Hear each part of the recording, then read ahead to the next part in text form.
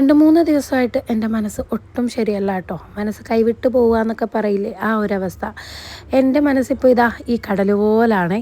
അങ്ങനെ അലയടിച്ച് നടക്കുകയാണ്. ഇച്ചിരി സാഹിത്യം കൂടിപ്പോയോ ഗൈസ്? എൻ്റെ വായിൽ വന്നത് അങ്ങനെ ഞാൻ പറഞ്ഞു എന്നേ ഉള്ളൂ കേട്ടോ. എൻ്റെ ചുറ്റിലും ഒരുപാട് പേരുണ്ട് എന്നെ ആശ്വസിപ്പിക്കാനും എൻ്റെ സങ്കടങ്ങൾ പറയാനും മോട്ടിവേറ്റ് ചെയ്യാനും ഒക്കെ ആയിട്ട് കുറേ പേരൊക്കെ ഉണ്ട്.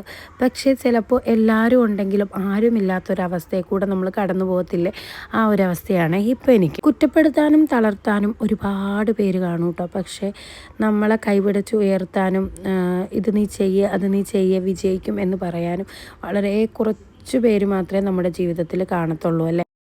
ഞാനിങ്ങനെ ഈ പറഞ്ഞത് എൻ്റെ അനുഭവത്തിൽ നിന്ന് പറയുന്നതാണ് കേട്ടോ.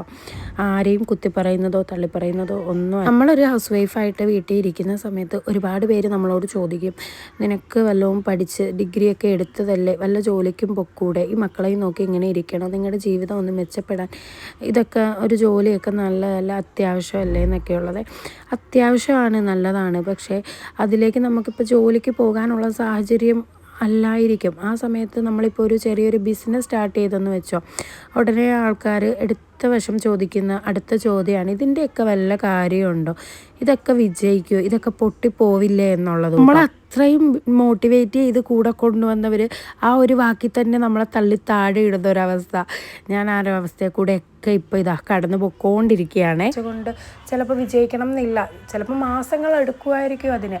നിങ്ങൾ വിജയം കണ്ടില്ലെങ്കിൽ അത് അവിടെ കൊണ്ട് സ്റ്റോപ്പ് ചെയ്യുമെന്ന് പറയുന്നവരോട് എനിക്കൊന്നും പറയാനില്ല കേട്ടോ. എൻ്റെ ഒരു സ്റ്റാൻഡെന്ന് പറയുന്നത് മുന്നോട്ട് പോവുക. നമ്മുടെ വിജയം നമ്മളെ തേടി വരും. അതിപ്പോൾ എത്ര ആഴ്ചയോ മാസങ്ങളോ വർഷങ്ങളോ എടുത്താലും.